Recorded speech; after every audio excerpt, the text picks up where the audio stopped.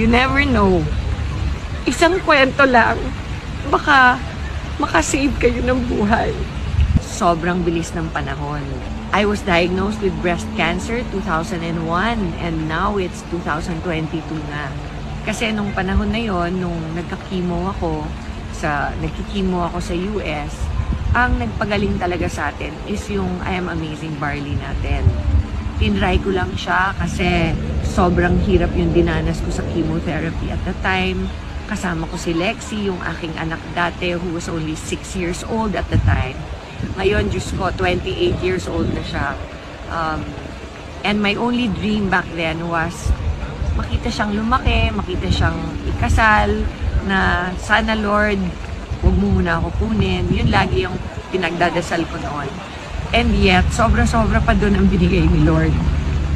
Binigay niya sa akin yung ability para mahanap yung barley natin and to share it with everybody in I Am Worldwide. I feel so blessed. I just want to say na sana ma-experience nyo rin yung blessing na natanggap ko because of the discovery of our barley. I was able to recover fully. I live a full life. I'm able to travel anywhere in the world to speak about the barley. I-share ko sa lahat ng tao sa Pilipinas until nakapag-partner ako sa I Am. So talagang lahat ng member ngayon, movers, you're a big part of making my life purpose and my dream come true.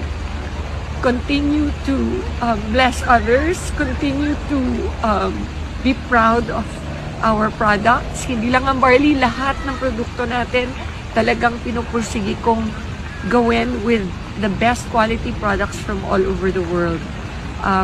I would like to reiterate also sa ating mga movers and distributors kung saan man kayo sa mundo that our product is 100% GMO free. It is not genetically altered in any way. From farm to table po tayo, as in hinarvest sa farm, pinadala sa Pilipinas, niripack natin, and diretso sa table ninyo. Wala po tayong dinadagdag, walang binabawas. Purong-puro po ang natatanggap ninyo.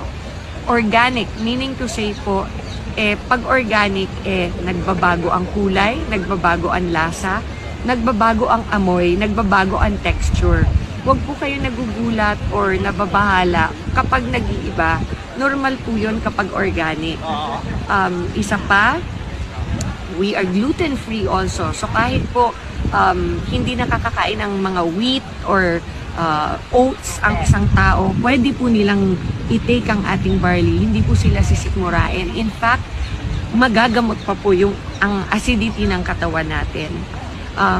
The other thing I would also like to remind all our movers is to please not tell your clients not to buy from any online platforms. Yung hindi po tayo nagbebenta sa Lazada or sa Shopee or sa any other platforms from online. Kung gusto niyo po talagang makasiguro na tunay ang barley ninyo, sa legitimate distributor lang po kayo bibili. At lahat po ng legitimate distributors ng I Am Worldwide, meron pong distributor card. Meron po silang ID. So, hingan nyo po ng ID para to make sure that you're buying the original and you're buying from a legitimate distributor. Movers, keep moving. Change the world. You never know. Isang kwento lang, baka makasave kayo ng buhay. God bless you all. Andito lang po ako lagi, supporting you. I love you all. God bless. Your Barley Crew.